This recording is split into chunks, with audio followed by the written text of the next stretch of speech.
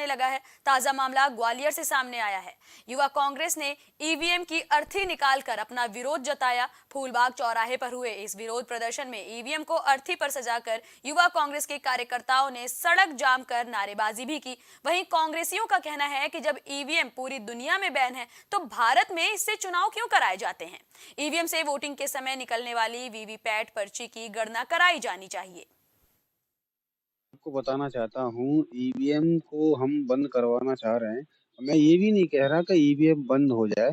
जो ईवीएम के जो वीवीपैट से जो स्लिप निकलती है, वो स्लिप कट के एक बॉक्स में डलनी चाहिए, उसकी भी गिनती होनी चाहिए और ईवीएम की भी गिनती होनी चाहिए। इसीलिए मेरी नज़र में तो ईवीएम मुर्दा घोषित है।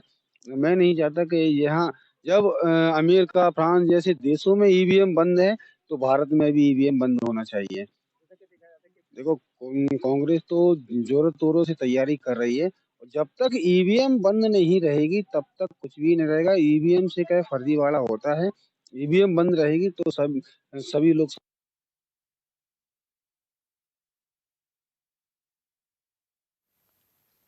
दमोह में भगवती मानव कल्याण संगठन के जिलाध्यक्ष ने एसपी को एक ज्ञापन सौंपा। संगठन के लोगों का कहना है कि पुलिस ने जिस व्यक्ति को बम कर्मचारियों और कलेहरा के लोगों के बीच हुए विवाद में आरोपी बनाया है, दरअसल वो वहां मौजूद था ही नहीं। बताया जा रहा है कि पुलिस ने आरोपी बनाए गए निरंजन सिंह को उस दिन अपने साथियों के साथ गांव में आरती करते हुए पकड़ा था। इस पूरे मामले में संगठन के लोगों ने पुलिसकर्मियों पर कार्रवाई करने की मांग भी की है। महोदय के पास आए हुए हैं जी। जबेरा थाने का मामला है।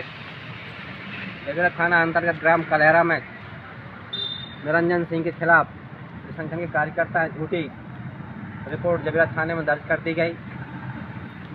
वहाँ कुछ लोगों के साथ मारपीट का मामला था, बस मालिक के साथ में कुछ लोग वहाँ पर थे, लेकिन निरंजन सिंह जिनके खिलाफ रिपोर्ट लिखी है वो समय आरती क्रम के लिए वहाँ से पास के गाँव मेली गए हुए थे जी।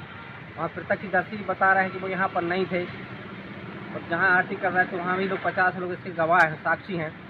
लेकिन फिर भी बिना जांच किए हुए वहाँ के जो मुंशी हैं रणमत सिंह, उनके द्वारा झूठी एफआईआर निरंजन सिंह के खिलाफ कर दी गई है। शहडोल के एडीजीपी कार्यालय में सफाई अभियान चलाया गया। एडीजीपी डीसी सागर सहित कार्यालय के सभी स्टाफ ने सफाई अभियान में हिस्सा लिया। इस दौरान कार्यालय का स्टाफ सफाई और पेंटिंग करते नजर आया, जिसमें खुद दिनेश चंद्र सागर ने भी पेंटिंग की और परिसर की सफाई की। उन्होंने कहा कि सभी अपने अपने कार्यालय में सफाई करें और रिकॉर्ड तैयार रखें।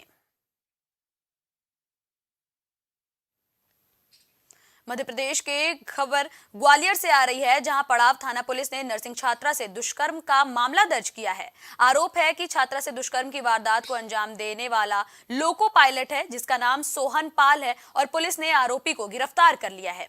आपको बता दें, पीड़िता दिल्ली की रहने वाली बताई जा रही है और ग्वालियर में लक्ष्मीबाई कॉलोनी में रहकर नर्सिंग की पढ़ाई करती है। वहीं इस दौरान उसकी मुलाकात रेलवे के लोको पायलट सोहन पाल से हुई, जिसके बाद आरोपी ने छात्रा के साथ इस वारदात को अंजाम दिया।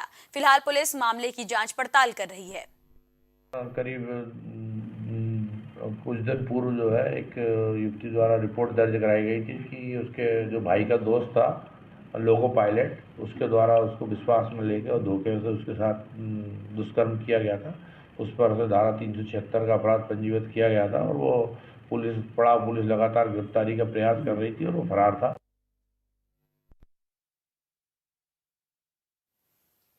सिंगरौली में माडा तहसील के बंधौरा में मौजूद गांवों में अदानी फाउंडेशन ने स्थानीय महिलाओं को स्वरोजगार देने के लिए उद्यमिता विकास कार्यक्रम के तहत जूट बैग बनाने का प्रशिक्षण दिया। जहां नगवा गांव में मौजूद सामुदायिक भवन में आयोजित 20 दिवसीय प्रशिक्षण कार्यक्रम के तहत 24 महिलाओं को बाजार की डिमांड के मुताबिक shopping bag, laptop bag, shoulder bag, lunch bag और जूट के रेशे से निर्माण करने का हुनर सिखाया गया। साथ ही सभी प्रशिक्षणार्थियों को अदानी फाउंडेशन की तरफ से प्रमाण पत्र भी दिया गया।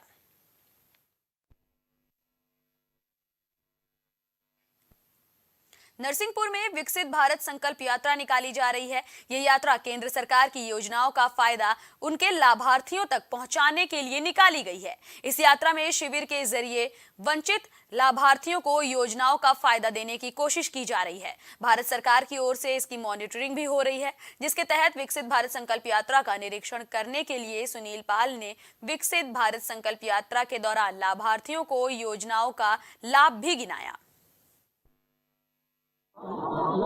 लीलावती, क्या कहेंगे कि पहले कितनी परेशानी होती थी? हम चूल्हे में खाना बनाते इस परेशानी होती परेशानी होती थी बहुत ज्यादा। और आज शिविर में आपको जो गैस चूल्हा मिला है तो वो से अभ्यास हुए, धन्यवाद मोदी जी का। तो अब तो धुआं नहीं लगेगा? न लगेगा कितनी खुश हो आप? है? कितनी खुशी हो रही है? अरे बहुत खुशी हो रही। तो कब क्या वो चाहो मोदी सरकार? धन्यवाद दे बचा रहे। क्या नाम है आपका? लीलावती।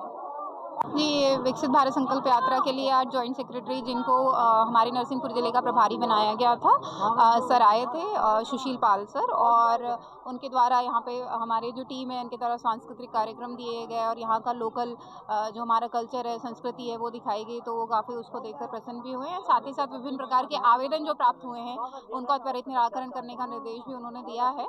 और यहाँ पे सभी के द्वारा जो हेल्थ चेकअप करवाया गया है, यहाँ पे हमारे द्वारा प्राकृतिक खेती के प्रति लोगों को संवेदनशील बनाने के लिए एक व्याख्यान भी दिया गया है। तो जिस प्रकार से विकसित भारत संकल्प यात्रा के विभिन्न आयाम हैं उनको लेकर लोगों को परिचित किया जा रहा है, ताकि हम बेहतर तरीके से अपनी एग्रीकल्चर कर सकें, हेल्थ और महिला बाल विकास और विभिन्न प्रकार के विभागों के जो एलिमेंट्स हैं उनको और बेहतर तरीके से परफॉर्म कर पाएँ। Thank you. क्या कहेंगी कि आज आपको जिला योजना का लाभ मिला है, वो भी विकसित भारत संकल्प यात्रा की इस शिविर के दौरान? कितनी खुशी हो रही है? खूब खुशी हो रही सर। पहले कैसे खाना बनाते थे? चूल्हे में बना रहे थे। अच्छा, अब कितना अंतर आएगा जीवन में? अब बहुत अंतर आएगा जीवन में। धुआं से छुटकारा मिल जाएगा? हाँ।